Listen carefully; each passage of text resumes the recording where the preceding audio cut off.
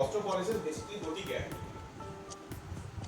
Osteoporosis एक बीमारी है जिसमें हमारी बोन्स जो हड्डियाँ हैं उसका घनत्व। सिम्टम्स क्या आते हैं? कैसे मालूम पड़ता है कि या आदमी को प्रॉब्लम क्या होने लगती है? ऑस्टियोपोरोसिस एक साइलेंट डिसीज है। इसके अंदर आपको किस टाइप की डाइट में हम ये कंसीडर कर सकते हैं विटामिन डी और कैल्शियम दोनों की मात्रा सफिशिएंट होगी? जैसे कि जो नॉनवेज लोग होते हैं जो फिश और एग्स लेते हैं उनमें विटामिन डी की डेफिशिएंसी से और भी प्रॉब्लम्स क्रिएट हो सकती विटामिन डी डेफिशिएंसी आजकल विटामिन डी का रोल सिर्फ और सिर्फ हड्डियों के लिए ही है। है। ऐसा scan is the only provision जिससे हमको पता पड़ सकता है ऑस्टियोपोरोसिस के बारे में, या कुछ और भी हमारे टेस्ट होते हैं इसके? देखिए डेक्सा स्कैन ऑस्टियोपोरोसिस की जांच का गोल्ड स्टैंडर्ड है। लोगों को कब चेकअप करवाना चाहिए? आइडियली फीमेल्स को 50 प्लस की एज। दोस्तों, डॉक्टर स्टॉक में आपका स्वागत है। आज हमारे साथ मौजूद हैं डॉक्टर आदेश शर्मा जी। और सर, स्वागत है आपका डॉक्टर स्टॉक में। आज दोस्तों हम जिस टॉपिक पर बात करने वाले हैं वो बहुत कॉमन टॉपिक है और अधिकतर हमारे जो घर में लेडीज़ होती हैं और एक पर्टिकुलर एज सेगमेंट के बाद में वो प्रॉब्लम लगभग सभी को होती है, लेकिन हम उसको आइडेंटिफाई नहीं कर पाते हैं। हमें ये पता ही नहीं होता कि ये क्या प्रॉब्लम है। हम सोचते हैं कि नॉर्मल दर्द हो रहा है। हम बेसिकली बात करने वाले हैं ऑस्टियोपोरोसिस के बारे में। तो सर, मैं आपसे ये जानना चाहूँगा कि ऑस्टियोपोरोसिस बेसिकली होती क्या है? ऑस्टियोपोरोसिस एक बीमारी है जिसमें हमारी बोन्स जो हड्डियाँ हैं उसका घनत्व कम हो जाता है। उसके अंदर जो कैल्शियम और प्रोटीन की जो मात्रा होती है वो ग्रेजुअली धीरे धीरे करके कम हो जाती है, जिससे कि वो कमज़ोर हो जाती हैं हड्डियाँ और उनके टूटने का डर धीरे धीरे बढ़ जाता है। तो सर, ये यूजुअली किस एज में होने लगता है और क्या ये महिलाओं में ही ज़्यादा होता है या पुरुषों में भी इसकी होने की संभावना होती है? ऑस्टियोपोरोसिस ज़्यादातर देखा गया है कि महिलाओं में थोड़ा जल्दी स्टार्ट हो जाता है, क्योंकि पोस्ट मेनोपॉजल एज में 40 साल के बाद हड्डियों का घनत्व धीरे धीरे करके जल्दी से गिरता है एज़ कम्पेयर टू पुरुषों के अंदर ऑस्टियोपोरोसिस ज़्यादातर 60 साल की उम्र के बाद देखने में मिलता है। तो सर, ये ऑस्टियोपोरोसिस का मतलब सिम्टम्स क्या आते हैं? कैसे मालूम पड़ता है कि या आदमी को प्रॉब्लम क्या होने लगती है? ऑस्टियोपोरोसिस एक साइलेंट डिसीज है। इसके अंदर आपको कुछ महसूस नहीं होता है कि आपकी हड्डियों का घनत्व कम होते जा रहा है, लेकिन ऑस्टियोपोरोसिस के कुछ लक्षण हैं जिनसे कि हमें पता लग जाता है कि हमारी हड्डियों में कमजोरी आ रही है। जैसे कि जैसे ही उम्र बढ़ती जाती है, अगर आपकी हाइट कम हो रही है, अगर आपका पोस्चर टेढ़ा होते जा रहा है, या फिर आपकी कमर में दर्द रहता है, या फिर हल्के से गिरने से भी आपकी हड्डियाँ टूट जाती हैं, तो ये सब एक साइन है कि आपकी हड्डियाँ कमज़ोर हैं और आपको ऑस्टियोपोरोसिस हो रही है। तो अब मेरा नेक्स्ट क्वेश्चन, जैसे हमें ये तो पता पड़ गया कि किस टाइप से ऑस्टियोपोरोसिस को हम पहचान सकते हैं, लेकिन इसके होने के कारण क्या क्या होते हैं? किस कारण से ये होती है? ऑस्टियोपोरोसिस के कारण कई मॉडल इसकी है इसके, जैसे कि एक तो अगर हमारे फूड के अंदर विटामिन डी या कैल्शियम की डेफिशिएंसी होगी तो हम लोगों को ऑस्टियोपोरोसिस होने का डर है। दूसरा, महिलाओं के अंदर जैसे कि हार्मोनल चेंजेस के कारण, थायराइड के कारण, ईस्ट्रोजन की कमी के कारण भी ऑस्टियोपोरोसिस हो सकती है। इसके अलावा अगर आपके लिवर के अंदर प्रॉब्लम, इसके अलावा अगर आप स्टेरॉइड्स ले रहे हैं, सिगरेट स्मोकिंग है, अल्कोहल है, कोई लिवर डिसीज़ है, थायराइड की प्रॉब्लम है, इन सब से भी हड्डियों में ऑस्टियोपोरोसिस होने के चांसेस होते हैं। और ईस्ट्रोजन और मैंने जैसा आपको बताया कि महिलाओं में ईस्ट्रोजन के कारण और थायराइड के कारण प्रॉब्लम्स के कारण हड्डियों में कमजोरी आने लगती है। इसके अलावा अगर आप एक्टिव नहीं है, अगर आप फिजिकली एक्टिव नहीं है, तो आपकी मसल्स की टोन कम होती है, तो बोन्स के अंदर भी स्ट्रेंथ ग्रेजुअली कम होने लगता है। तो इन सब चीज़ों से ऑस्टियोपोरोसिस धीरे धीरे आपकी बॉडी में डेवलप हो जाता है। ओके सर, अभी आपने कहा कि जैसे हम लोगों के यहाँ सनलाइट में कम बैठना या उसकी वजह से, लेकिन अगर हम देखें तो जून जुलाई में बहुत ज़्यादा गर्मी पड़ती है, हम लोग बाहर जाते हैं तो विटामिन डी की तो डेफिशिएंसी उस समय भी हो जाती है। देखिए, विटामिन डी डेफिशिएंसी इसीलिए होती है कि हम टिकट ही धूप में जाने का मतलब नहीं है।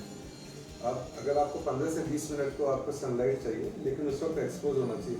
आइडियली हमें क्या करना चाहिए, मॉर्निंग की जो सनलाइट है वो 15 टू 20 मिनट्स लेनी चाहिए, तब आपका चेहरा, हाथ सब खुले होने चाहिए, ताकि आपकी बॉडी सनलाइट को ग्रहण करे और विटामिन डी की सिंथेसिस हो। इसके अलावा एक कारण ये भी है कि हम वेजिटेरियन लोगों के अंदर विटामिन डी का जो इनटेक है वो कम होता है। विटामिन डी वेजिटेरियन लोगों में थोड़ा कम होता है, तो इसलिए उनके लिए सनलाइट लेना अत्यंत ही इम्पोर्टेंट है। अच्छा सर, जैसे हम बात कर रहे हैं कि हमारी जो डाइट है वेजिटेरियन डाइट है, उसमें हमारे विटामिन डी कम हो जाता है, तो किस टाइप की डाइट में हम ये कंसीडर कर सकते हैं कि विटामिन डी और कैल्शियम दोनों की मात्रा सफिशिएंट होंगी? जैसे कि जो नॉनवेज लोग होते हैं, जो फिश और एग्स लेते हैं, उनमें तो विटामिन डी आपको अच्छे से मिल जाता है जी। लेकिन जो वेजिटेरियन लोग हैं उनको कैल्शियम का तो सप्लीमेंटेशन मिल जाता है, क्योंकि आप लोग दूध ले रहे हैं, फल ले रहे हैं, पनीर ले रहे हैं, दही ले रहे हैं, तो इन सब चीज़ों से आपको कैल्शियम का तो इंटेक मिल जाता है। इन सब चीज़ों के अलावा आप नट्स ले रहे हैं, ग्रीन लीफी वेजिटेबल्स हैं, तिल है, सोया है, इन सब चीज़ से भी आपका कैल्शियम का इंटेक पूरा हो जाता है। विटामिन डी के लिए इसीलिए बेहतर ये रहता है, या तो आप क्या कहते हैं सनलाइट वगैरह आप रेगुलर लें, लेकिन साथ में इसके आप एक बार अपना चेकअप कराएं, विटामिन डी एस्टिमेट करा सकते हैं। अगर 40 ईयर्स या 50 ईयर्स आपको कराना चाहिए, और अगर वो कम है तो आपको फिर सप्लीमेंट्स विटामिन डी के आते हैं, मार्केट में मिलते हैं, वो भी लेना चाहिए। अच्छा सर, जैसे हार्मोनल चेंजेस होते हैं, जब होते हैं तो किस एज से, क्योंकि बिकॉज हार्मोनल चेंजेस तो लेडीज के केस में अगर देखा जाए तो बहुत किसी को 38 से भी स्टार्ट हो जाते हैं, किसी को 45 प्लस के बाद होते हैं, तो ये हम कैसे डिसाइड कर सकते हैं कि हमको मतलब किस एज पर विटामिन डी का सपोर्ट लेना शुरू करना चाहिए?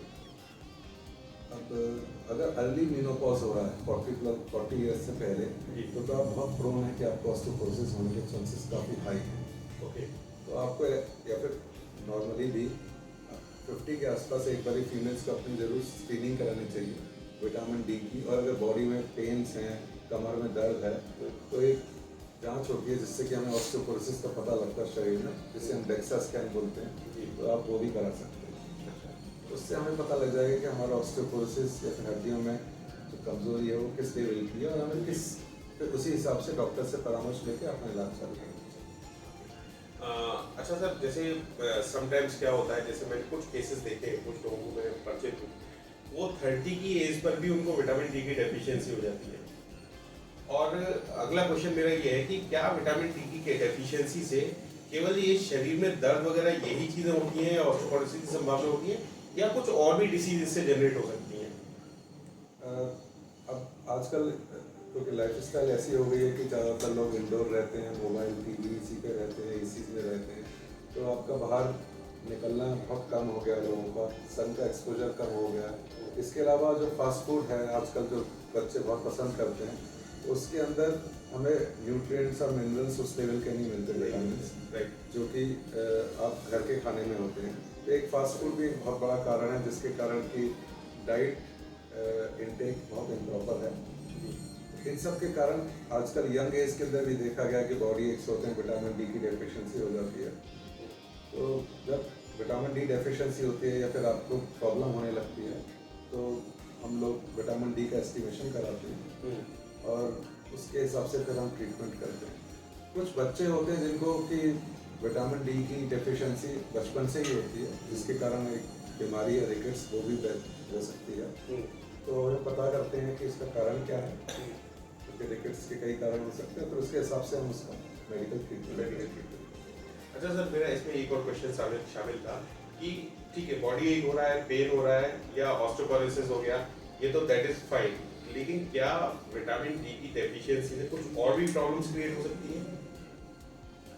विटामिन डी डेफिशिएंसी, अब आजकल विटामिन डी का रोल सिर्फ और सिर्फ हड्डियों के लिए ही नहीं, ऐसा इम्यूनिटी बूस्टर, ओवरऑल हेल्थ और आपकी जनरल वेल बीइंग के लिए भी माना जाता है। तो आपने देखा होगा कि जब कोरोना आया था तो विटामिन डी के सप्लीमेंट्स लोगों को दिए गए थे, क्योंकि तभी पाया गया कि अगर विटामिन डी के लेवल्स लो हैं, जो कि आमतौर पर देखा जाए तो हमारी पॉपुलेशन के अंदर बहुत कॉमन है, तो उस कंडीशन में आपकी इम्यूनिटी पावर, आपकी हीलिंग पावर वो ग्रेजुअली कम हो जाती है। क्या बोलते हैं? तो इसीलिए आजकल विटामिन डी आपके जनरल हेल्थ बूस्ट के लिए, इम्यूनिटी को बूस्ट करने के लिए, ओवरऑल वेलबींग के लिए हम लोग प्रिस्क्राइब करते हैं। अच्छा सर, जैसे हमने अभी बात करी कि अर्ली मेनोपॉज या थायराइड, तो अगर किसी को अर्ली मेनोपॉज भी हुआ है और थायराइड भी है, तो उसके ऑस्टियोपोरोसिस क्या क्या संभावनाएं ज़्यादा बढ़ जाती हैं, और उस केस में उसको क्या प्लान ऑफ एक्शन करना चाहिए? हाँ, जिसको थायराइड की प्रॉब्लम है, अर्ली मेनोपॉज है, ऐसे लोगों को अपनी स्क्रीनिंग कराना बहुत ज़रूरी है। जी। क्योंकि मैंने आपको बताया कि ऑस्टियोपोरोसिस एक साइलेंट डिसीज है, इसमें आपको कभी कोई परेशानी महसूस नहीं होगी काफ़ी लंबे समय तक, जब तक कि डिसीज बहुत आगे नहीं जी। बढ़ जाती है। ऐसी कंडीशन में अगर आप उस ग्रुप में आते हैं जिसमें कि ऑस्टियोपोरोसिस के चांसेस ज़्यादा हैं, जैसे मेल्स के अंदर अगर हम देखा जाए जिनको लिवर डिसीज़ है, जिनको किडनी की डिसीज़ है, या फिर जिनको अल्कोहल और सिगरेट स्मोकिंग है, या जिन्होंने स्टेरॉयड इनटेक किया है, स्टेरॉयड से भी ऑस्टियोपोरोसिस होने के चांसेस ज़्यादा होते हैं। कुछ बीमारियों में आदमी स्टेरॉयड लेने पड़ते हैं, तो उस कंडीशन में इन सब चीज़ों में आपको अपनी स्क्रीनिंग करानी चाहिए बोन्स की। आइडियली आपको एक डेक्सा स्कैन कराना चाहिए ताकि पता लगे कि ऑस्टियोपोरोसिस का आपका क्या लेवल है, और उसके हिसाब से फिर आपको अपना मेडिकल मैनेजमेंट करना चाहिए। अच्छा सर, अगर मैं स्क्रीनिंग की अगर हम बात कर रहे हैं, तो क्या DEXA scan is the only provision जिससे हमको पता पड़ सकता है ऑस्टियोपोरोसिस के बारे में, या कुछ और भी हमारे टेस्ट होते हैं इसके? देखिए, डेक्सा स्कैन ऑस्टियोपोरोसिस की जांच का गोल्ड स्टैंडर्ड है। डेक्सा स्कैन हमारे बोन्स की, वो डेक्सा स्कैन के थ्रू हम लोग ये कैटेगराइज कर लेते हैं कि हमारा ऑस्टियोपोरोसिस का लेवल कितना है, उसके हिसाब से फिर हम ट्रीटमेंट मॉडलिटी को प्लान कर सकते हैं। और डेक्सा स्कैन एक ऐसी जांच नहीं है जो कि आजकल फ्रीली अवेलेबल है। हर शहर के अंदर डेक्सा स्कैन है, हमारे मथुरा में भी डेक्सा स्कैन हो जाता है, कई सेंटर्स हैं, और एक बहुत कोई महंगी जांच नहीं है। लेकिन अगर आपको परेशानी है और अगर आप उस ग्रुप में हैं जिसके अंदर की आपको ऑस्टियोपोरोसिस होने के चांसेस हैं, फैमिली हिस्ट्री है बोन्स फ्रैक्चर की, आपके भी फ्रैक्चर्स बहुत रूटीनली हो जाते हैं, बॉडी नीड्स रहते हैं, लो बैक पेन रहता है, या फिर आपको ये जो मैंने बताई है बीमारियां अगर इनमें से कोई एक है, तो आप एक अपना डेक्सा स्कैन कराएं। क्योंकि एक बार स्क्रीनिंग में आपका अगर लेवल पता लग जाएगा तो बेटर है कि ऑस्टियोपोरोसिस का टाइमली हम ट्रीटमेंट कर लेंगे, तो इसके जो कॉम्प्लिकेशंस हैं उनसे हम बच पाएंगे। राइट। एक सर, जैसे भी आपने बातों बातों में कहा है, मतलब अपनी हेरिडिटी, तो क्या अगर माता पिता को है तो बच्चों को होने की संभावना कितनी ज़्यादा है? माता पिता को ऑस्टियोपोरोसिस है उसके कारण बच्चों को होगी, ऐसा कोई डायरेक्ट लिंक नहीं है जी। लेकिन देखा गया है कि इन जनरल कि थोड़े बहुत चेंजेस, ये बेसिकली लाइफ स्टाइल चेंजेस होते हैं। अगर कोई फैमिली बहुत अच्छा एक्टिवली यानी अपनी लाइफ जी रही, सीडेंटरी लाइफ स्टाइल नहीं है, वो फैमिली के अंदर रन करती है। तो ज़्यादातर अगर फैमिली के अंदर अगर है सीडेंटरी लाइफ स्टाइल, अगर माँ बाप जी रहे हैं, तो हो सकता है कि ज़्यादातर उसी फैमिली के अंदर उसी तरह की लाइफ स्टाइल हो। Sedentary lifestyle, lack of exercises, lack of proper nutrition, ये बेसिक कॉज है जिनसे कि ऑस्टियोपोरोसिस होती है। हो जाता है। Right sir. अच्छा, जैसे स्मोकिंग, अभी हमने ये तीनों चीज़ के बारे में बात करा, स्मोकिंग और एल्कोहल, ठीक है, मतलब फीमेल्स हमारे यहाँ बहुत यूजुअली कम करती हैं और मेल्स बहुत ज़्यादा करते हैं, तो इसमें कितना रिस्क फैक्टर बढ़ जाता है अगर हम स्मोकिंग करते हैं और अपना एल्कोहल भी लेते हैं? तो अब स्मोकिंग से हमारी ब्लड सप्लाई कम होती है जी, तो उसके कारण, और साथ में जो हमारा कैल्शियम का एब्जॉर्प्शन है वो ग्रेजुअली कम होने लगता है। और एल्कोहल लेने से जो हमारा बोन बनाने के जो सेल्स होते हैं उनकी ग्रोथ में डिस्टर्बेंस आते हैं। तो एक हमारे एब्जॉर्प्शन को कम करती है, एक हमारे बोन बनाने वाले सेल्स को वीक करती है। तो अगर कोई स्मोकिंग और एल्कोहल दोनों ले रहा है और साथ में इनडायरेक्टली उसको लिवर डिसीज भी है, तो फिर चांसेस बहुत ज़्यादा हैं कि उसको आगे चल के बोन्स में वीकनेस हो सकती है, ऑस्टियोपोरोसिस डेवलप कर सकती है। तो राइट। अच्छा सर, लोगों को कब चेकअप करवाना चाहिए? आइडियली फीमेल्स को 50 प्लस की एज में एक बार ही अपना डेक्सा स्कैन कराना चाहिए, और मेल्स के अंदर अबव 60। और अगर आप सिम्टोमेटिक हैं, आपको पेन है, कमर में दर्द है, लेथार्जी रहती है, बॉडी एक्स रहते हैं, तो आप और जल्दी भी करा सकते हैं। लेकिन रूटीन अगर आप चेकअप चाहें तो इसे इसमें आपको करा लेना चाहिए। अच्छा सर, एक और चीज़ पूछना था, जैसे समटाइम्स कुछ लोग बोलते हैं कि उनके अंदर कंप्रेशन हो गया, L4 L5 में उसका कंप्रेशन आ गया है, या रीढ़ की हड्डी में, या जो सर्वाइकल हम लोग बोलते हैं वो है, तो क्या वो भी एक ऑस्टियोपोरोसिस का कारण हो सकता है? ऑस्टियोपोरोसिस के कारण ये जो आप बीमारियां बता रहे हैं ये स्पॉन्डाइलोसिस यानी कि आर्थराइटिक चेंजेस आ रहे हैं जॉइंट्स के अंदर। इसका कोरिलेशन डायरेक्टली ऑस्टियोपोरोसिस से नहीं है। ऑस्टियोपोरोसिस बेसिकली जैसा मैंने बताया आपके बोन्स के अंदर जो कैल्शियम और जो प्रोटीन मैटर होता है वो मैटर थोड़ा कम हो जाता है तो उसकी स्ट्रेंथ कम हो जाती है।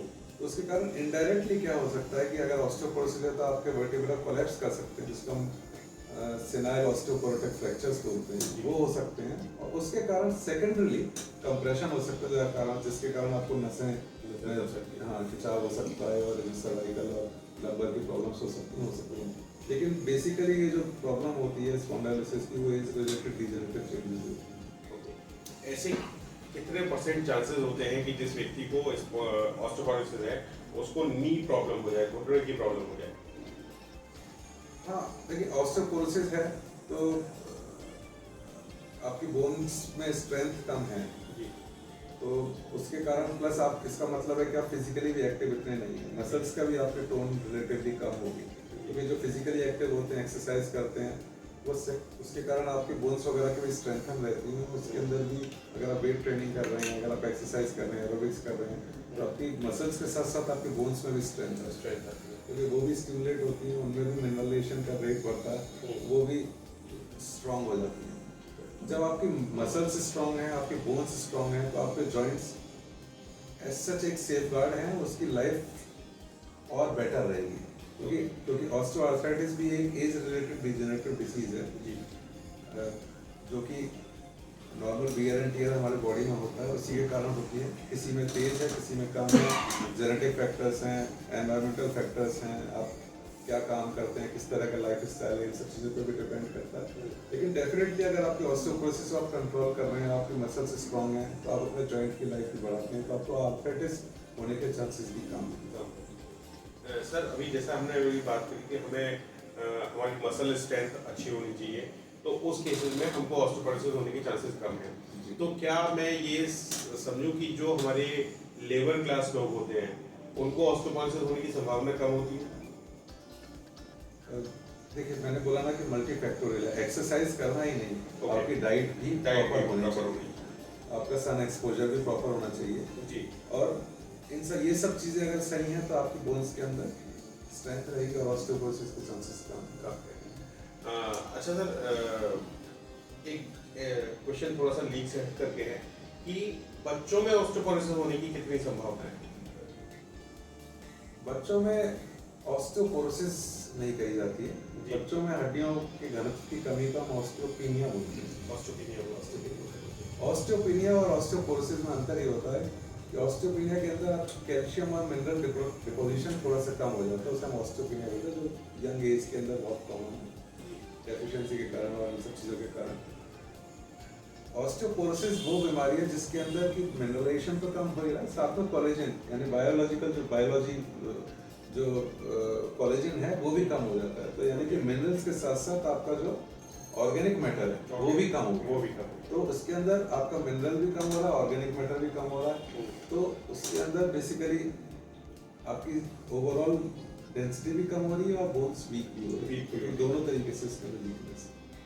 अच्छा सर, आज की डेट में इसका ट्रीटमेंट कैसे संभव है? मतलब ठीक है, किसी के सिम्टम्स हमने पहचान लिए, क्या डायग्नोस्टिक होती है वो हमने पहचान लिया, अब इसका ट्रीटमेंट का क्या प्रोविजन है, क्या क्या ट्रीटमेंट्स अवेलेबल है हमारे पास में? ऑस्टियोपोरोसिस के ट्रीटमेंट भी जैसे मैंने बताया, इसके फैक्टर्स भी मल्टीफैक्टोरियल है तो ट्रीटमेंट भी इसका मल्टीफैक्टोरियल है। तो इसके अंदर आपको जो मेन स्टेट ट्रीटमेंट का है वो हम कैल्शियम और विटामिन डी देते हैं जो बेसिक है। साथ में अब दवाइयाँ आ गई हैं जिनसे कि आपका बोन्स का रिजॉर्प्शन कम हो जाता है, जैसे हमारे इंजेक्शंस आ गए हैं, डेनिसोमैब है वो दे सकते हैं, या फिर और कैल्सिटोनियंस हैं जिनसे कि आपकी हड्डियाँ मजबूत होती हैं, और बिसफॉस्फोनेट्स हैं जो कि आप लंबे समय तक ले सकते हैं, उनसे भी हमारे बोन का रिसर्प्शन कम होता है। तो ये चीज़ें लें, साथ में जैसे मैंने बताया एक्सरसाइज करें, ताकि कि ये सब चीज़ें जो आप सप्लीमेंट्स ले रहे हैं ये मिनरलाइजेशन आपका प्रॉपर हो। तो इसीलिए हम लोग बोलते हैं कि इवन अबव 50 या 60 ईयर्स के एज के बाद भी आपको थोड़ा बहुत स्ट्रेंथ ट्रेनिंग करनी चाहिए। लाइट वेट के साथ ही करें लेकिन थोड़ी बहुत करें, इससे कि आप अगर एक्सरसाइज करेंगे तो मसल्स में आपको स्ट्रेंथ आएगी और साथ में आपके बोन्स में भी उसी स्ट्रेस के कारण स्ट्रेंथ और मिनरलाइजेशन प्रॉपर होगा। अच्छा सर, डाइट और एक्सरसाइज से क्या इसको रिवर्स किया जा सकता है? डेफिनेटली डाइट और एक्सरसाइज का तो डायरेक्ट इफेक्ट है ऑस्टियोपोरोसिस पे। अगर आपकी डाइट प्रॉपर है तो आप कैल्शियम वगैरह के लिए, तो जैसे मैंने बताया, आप हमारे जो डेयरी प्रोडक्ट्स की चीज़ें हैं ये ले लें, ग्रीन लीफी वेजिटेबल्स खा लें, डाइट आप अपनी बैलेंस्ड लें ताकि आपकी डाइट के अंदर कैल्शियम, मिनरल्स, विटामिन की कमी नहीं हो। प्रॉपर अगर आप सनलाइट ले रहे हैं तो भी आपके लिए बहुत अच्छा है। बाकी एक्सरसाइज करें और regular exercise. Sedentary life style indirectly आपको बोन्स को और जॉइंट्स को वीक करती है, तो इसीलिए आपकी मसल्स भी वीक होती हैं। तो इसलिए अगर आप एक्सरसाइज कर रहे हैं और अगर आपका डाइटरी अपटेक सही है तो इनटेक सही है तो फिर कोई दिक्कत नहीं। अच्छा सर, एक आजकल मार्केट में विटामिन डी और कैल्शियम के बहुत सारे सब्स्टिट्यूट अवेलेबल होते हैं, तो क्या कोई भी पर्सन कैल्शियम को ले सकता है या विटामिन डी को ले सकता है, या उसके भी कुछ स्टैंडर्ड गाइडलाइंस है? नहीं, मार्केट में अगर विटामिन डी और कैल्शियम मिल जाए तो आप ले लें, इसलिए कोई लॉजिक नहीं है। अगर आपको प्रॉब्लम है, अगर आपको रिक्वायरमेंट है और अगर आपको डॉक्टर एडवाइस करता है तभी आप लें। सेल्फ मेडिकेशन का कोई फायदा नहीं है। एक तो आपको मालूम होना चाहिए कि आइडियली कितना कैल्शियम और विटामिन डी बॉडी के रिक्वायरमेंट है। जैसे कि नॉर्मली अगर देखा जाए तो लगभग 1800 to 1000 मिलीग्राम कैल्शियम की एडल्ट में रिक्वायरमेंट होती है। लैक्टेटिंग मदर्स ऑफ प्रेग्नेंट में 1200 के आसपास कैल्शियम चाहिए होता है, plus 800 to 1000 international units vitamin D हमें ज़रूरत होती है। तो अगर हमारा डाइटरी इंटेक सही है, अगर हम डेयरी प्रोडक्ट्स की चीज़ें ले रहे हैं, ग्रीन लीफी वेजिटेबल्स ले रहे हैं, नट्स ले रहे हैं, तिल वगैरह, इस तरह की अगर आपकी डाइट कंप्लीट है तो और कोई बॉडी एक्स प्रॉब्लम्स नहीं है तो आपको लेने की ज़रूरत नहीं है। लेकिन हाँ, डेफिनेटली उस एज ग्रुप में, जिस ग्रुप में जैसे अर्ली मेनोपॉज़ल या फिर ओल्ड एज में अब 50 या 60 ईयर्स जैसे मेल्स में, तब एक बारी आप अपना को एक बारी स्कैन कराएं, एक बारी चेक कराएं, और अगर आपको सिम्टम्स हैं तो डेफिनेटली चेक कराएं। उस एज में आप अगर चाहें तो सप्लीमेंट्स आप लेना चालू कर सकते हैं with the guidance of doctor. अच्छा सर, एक क्वेश्चन है कि जैसे बहुत सारे लोगों को किडनी में स्टोन होता है और ऑब्वियसली ऑस्टियोपोरोसिस में हम कैल्शियम देते हैं, तो क्या उससे किडनी स्टोन में कोई इफेक्ट आता है?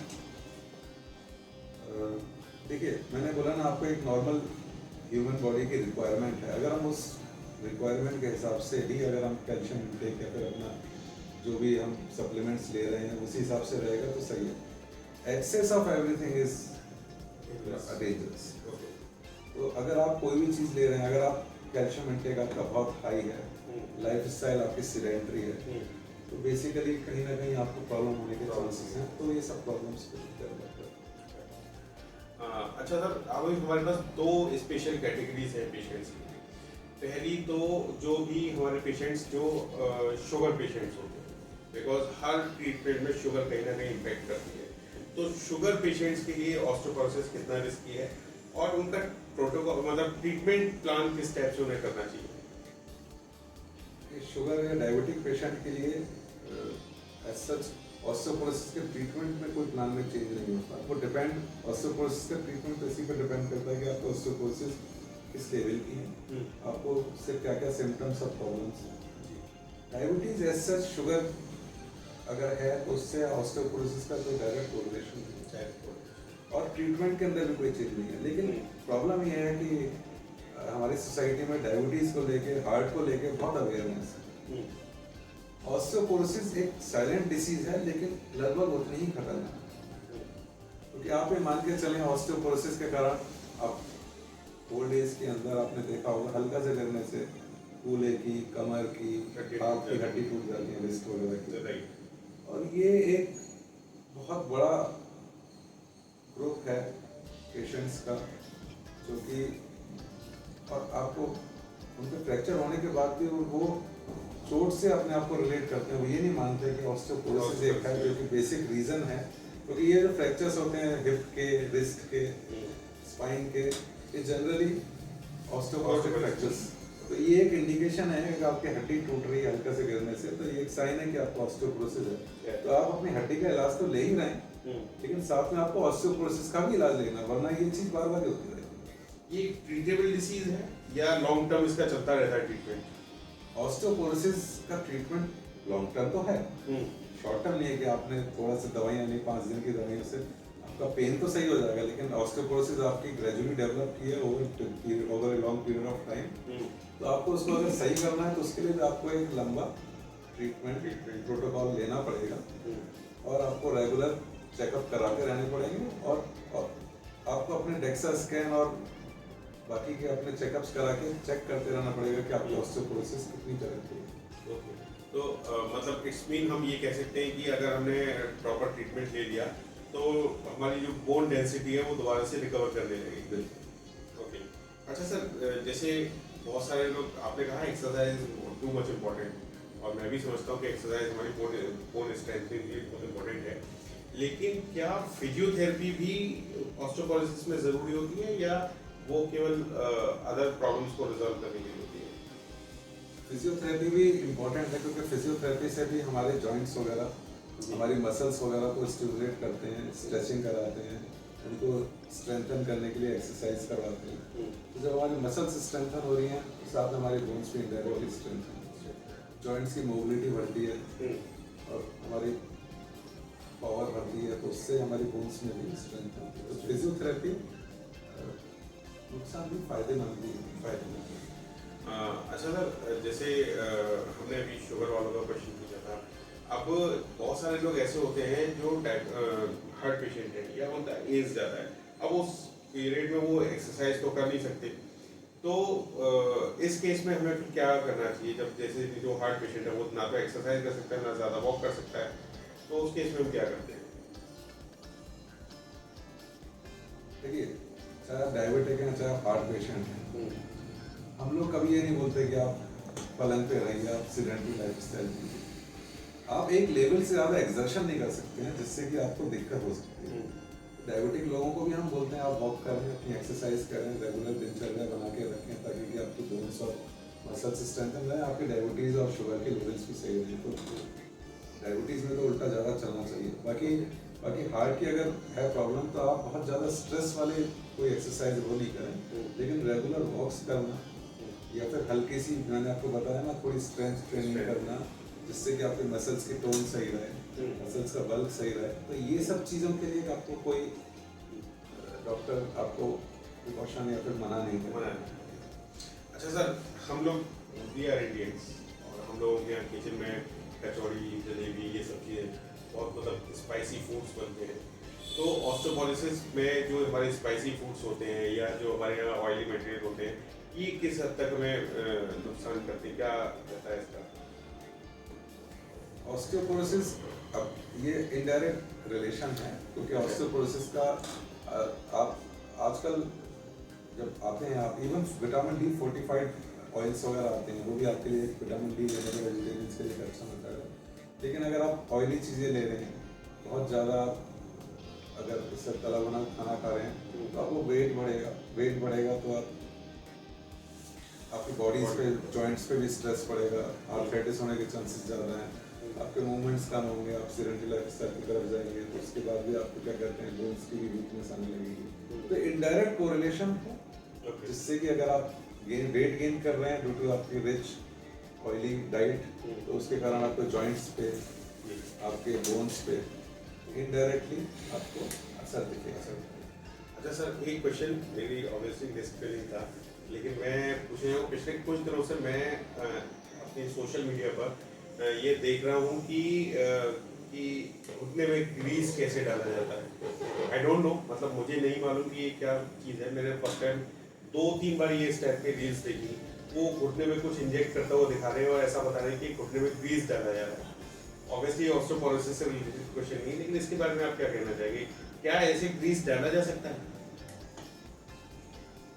हाँ, अब ग्रीस बोलना बेसिकली क्या है कि ऑस्टियोआर्थराइटिस के इलाज के लिए बात हो रही है जी।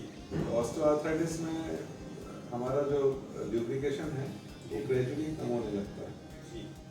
तो क्योंकि जॉइंट सरफेस हमारे वियर एंड टियर के कारण हो गए हैं, तो कई बार आप स्टिफनेस, अर्ली मॉर्निंग स्टिफनेस और ये करते हैं।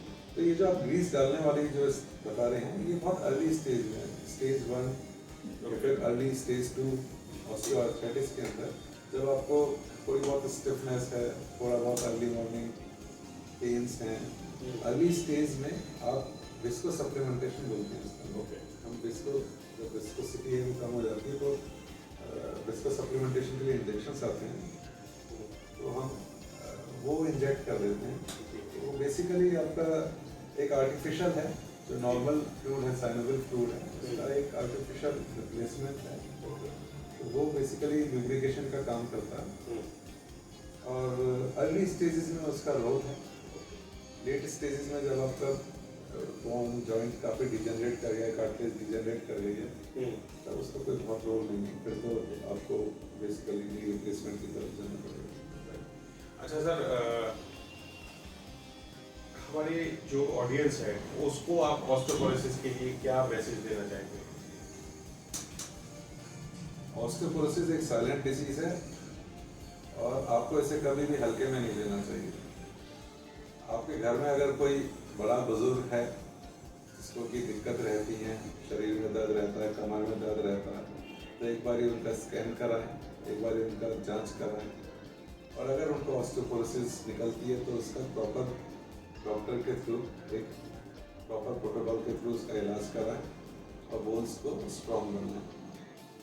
और ओल्ड एज के अंदर घर में स्लिप करना, गिरना, ये सब चीज़ें बहुत कॉमन है, तो अपने बाथरूम के अंदर, घर के फर्श पे या फिर हर तरफ इस तरह से रखें सपोर्ट वगैरह कि ओल्ड एज के लोगों को गिरने से बचाया जा सके। जैसे कि बाथरूम्स में आप उनको सपोर्ट्स दें पकड़ के उठने के लिए, और जो फ्लोरिंग है आप उसको बहुत ज़्यादा स्लिपरी नहीं रखें। जैसे आजकल का ट्रेंड है बहुत स्लिपरी टाइल्स और वो रखना, वो आप इन चीज़ों पर ध्यान दें। और अगर ओल्ड एज ज़्यादा है तो उनका एम्बुलेशन के लिए, कुछ हेल्प के लिए स्टिक, वॉकर, ये सब चीज़ें करें। और अवेयरनेस के लिए हम लोग ऑर्थोपेडिशियंस भी इस चीज़ के लिए बहुत प्रयास कर रहे हैं। इस साल हमारे यहाँ जो एक बोन एंड जॉइंट वीक होता है हमारा इंडियन ऑर्थोपेडिक एसोसिएशन का, तो इस साल की हमारी थीम थी ओल्ड इज गोल्ड, किसिस्टेटिक केयर ऑफ एल्डरली। तो उसके अंदर हमारा फोकस पूरे IOA, UPOA यानी यूपी ऑर्थोपेडिक एसोसिएशन और Indian orthopaedic association, even Mathura orthopaedic society का भी, हम सबका एम यही था कि हम इस वीक के दौरान लोगों को जागरूक करें ऑस्टियोपोरोसिस के बारे में और उससे कैसे निपटा जा सकता है, कैसे उसका निदान किया जाता है, क्या क्या उसके सिम्टम्स हैं। तो इस दौरान हमने 3 अगस्त से लेकर 10 अगस्त तक हमारे पूरे ऑल ओवर इंडिया में एक मुहिम चली थी, जिसके तहत हमने पैम्पलेट्स बांटे थे, हमने रैलीज की थी, हमने मीडिया पे भी अपने इंटरव्यूज़ दिए थे, पॉडकास्ट दिए थे, अखबार में भी हमने कटिंग्स दी थी, ऐड दिए थे। इसके अलावा मथुरा के अंदर ही हमारे लगभग 7 दिन का हमारा वो था बोन एंड जॉइंट वीक। उसके अंदर हमने लगभग 5 हॉस्पिटल्स के अंदर BMD कैंप किए, बोन मिनरल डेंसिटी के किए थे, और लगभग हर हॉस्पिटल में पैम्पलेट्स और फ्री जीरेटिक OPD की थी, जिसके अंदर अब 60 ईयर्स की एज होगा पेशेंट्स को हमने फ्री में देखा था, और उनको पैम्पलेट्स के थ्रू और उनका डेक्सा स्कैन करके, उनको स्क्रीन करके हमने उनके अवेयरनेस सोसाइटी में लाने की कोशिश की। तो दोस्तों, आज हमने डॉक्टर आदेश शर्मा जी के साथ जाना कि ऑस्टियोपोरोसिस बेसिकली होती क्या है। सर ने कुछ प्राइमरी सिम्टम्स बताए, जैसे किसी को कि बॉडी का चुभ जाना या उसका हाइट कम हो जाना या बॉडी में पेन होना। अगर किसी को भी ये सिम्टम्स हैं, या सर ने जैसे ही रिकमेंड किया है कि लेडीज़ को 40 के बाद और जेंट्स को 50 के बाद अपना स्कैनिंग करानी चाहिए। तो आप लोग ये सारी स्कैनिंग कराएं। अगर किसी को भी इस टाइप की कोई प्रॉब्लम है तो वो अपने डॉक्टर को कंसल्ट करें। इसके साथ ही एक रिक्वेस्ट ये करूँगा कि आप मेरे चैनल को लाइक एंड सब्सक्राइब करें और आगे जिससे इस टाइप की बहुत सारी वीडियोस आपको और मिलती रहेंगी जो टोटली हेल्थ पर डिपेंडेंट है। इसी के साथ दोस्तों धन्यवाद। Thank you very much sir. Thank you.